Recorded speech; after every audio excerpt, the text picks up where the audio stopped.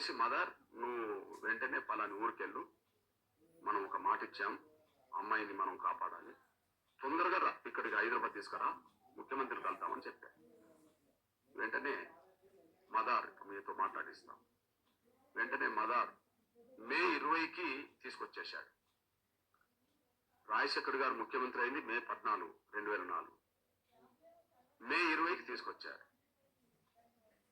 మే 20 తీసుకొచ్చిన తర్వాత రాత్రి ఒక దగ్గర ఉంచి వాళ్ళను మే 21కే రాజశేఖర్ గారిని తీసుకెళ్ళి నేను అప్పుడు లేక్ గెస్ట్ హౌస్ లో ధర్మదర్శనం పేరుతో అందరిని కలుస్తున్నాడు. ముఖ్యమంత్రి అయిన కొత్తలో అందరిని కలుస్తున్నాడు. ఆ కలుస్తున్న సమయానికి నేను పోయి పబ్లిక్ లో నిలబడ్డా. వీళ్ళని పట్టుకొని నిలబడితే అందరినీ కలుస్తూ వస్తున్నాడు. ఆయన వెనుక జన్నత్ హుసేన్ ఉన్నాడు, ఐఏఎస్ అధికారి, సెక్రటరీ. ఆయన వెనుక జన్నత్ హుసేన్ ఉన్నాడు. ఇద్దరు వస్తున్నారు. వచ్చి నన్ను గుర్తుపట్టి 4 అడుగులు ముందుకు వచ్చేసాడు. నా నల్లకడును కొట్టి 4 అడుగులు ముందుకు వేసి, ఏం కృష్ణ ఇంత జనంలో నువ్వెందుకున్నావు? పబ్లిక్ కదా, ధర్మదర్శనం అంటే పబ్లిక్. ఇంత జనంలో ఎందుకున్నావు కృష్ణ? లోపలికి రావచ్చు కదా అన్నాడు. సార్ నేను లోపలికి వస్తే నన్ను ఒక్కరిని రానిస్తారు, నేను నలుగురితో కలిసి వచ్చాను కాబట్టి అందరిని రానివ్వరు అనుకుని చెప్పి, నేను ఒక సమస్య మీద వచ్చాను, అందరిని రానివ్వని చెప్పి ఇక్కడ ఉన్నాను సార్ అన్నాడు.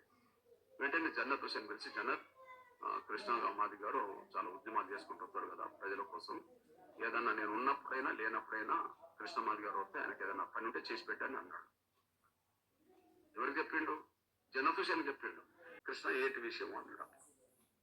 ప్లీజ్ కృష్ణ ఏంటి విషయం అన్నాడు.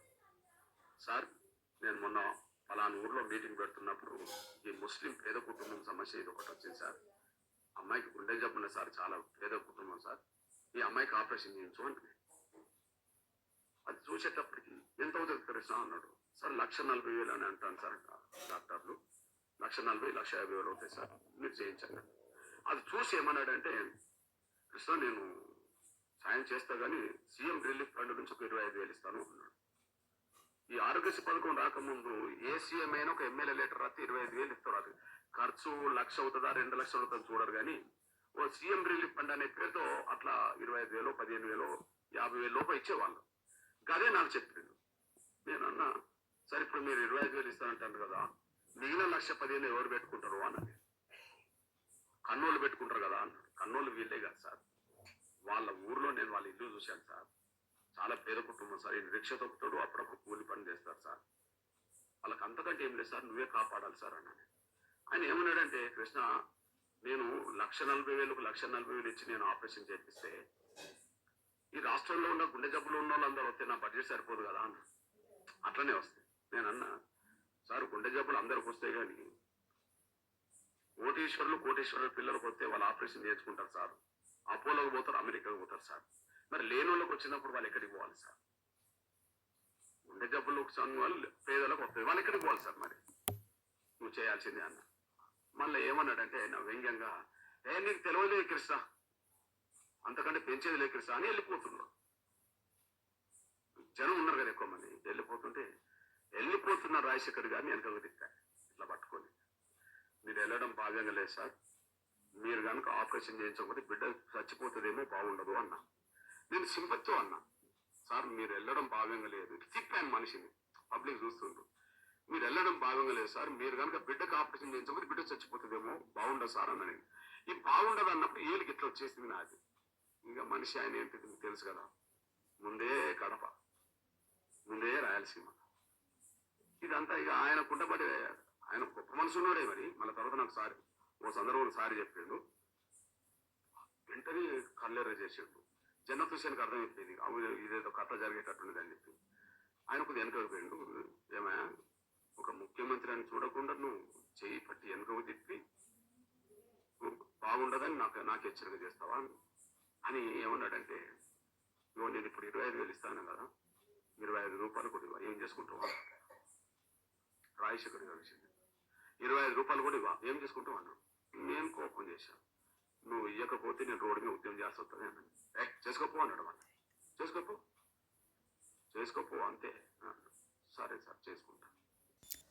అందరితో పాటు క్యూలో ఉన్న మిమ్మల్ని చూసి గుర్తుపట్టిండు, లోపలికి రావచ్చుగా అన్నాడు.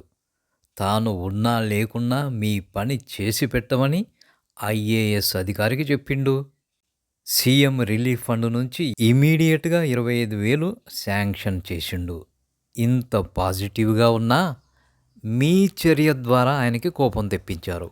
మీద నుంచి అదేదో రాయలసీమలకే కడపోళ్ళకే కోపాలు వస్తాయి అన్నట్లు మాట్లాడతారు, బదనాం చేస్తారు. మీ మీటింగ్లో ఎవరో మాట్లాడుతుంటే మీరు ప్లీజ్ అని కోపంగా అనలేదా? ఒకసారి చూసుకోండి ఫేసు.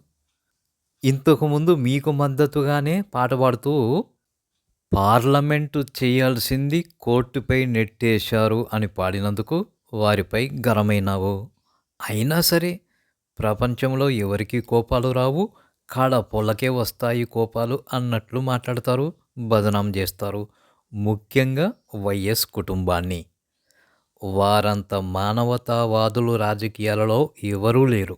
నువ్వు టోపీ పెట్టుకున్నావు కదా, వారికి 4% రిజర్వేషన్ ఇచ్చి ఆ కమ్యూనిటీకే మేలు చేశాడు. ఆరోగ్యశ్రీ పట్టుకొచ్చి పేదలందరికీ మేలు చేశాడు. That is Rajasekhar Reddy.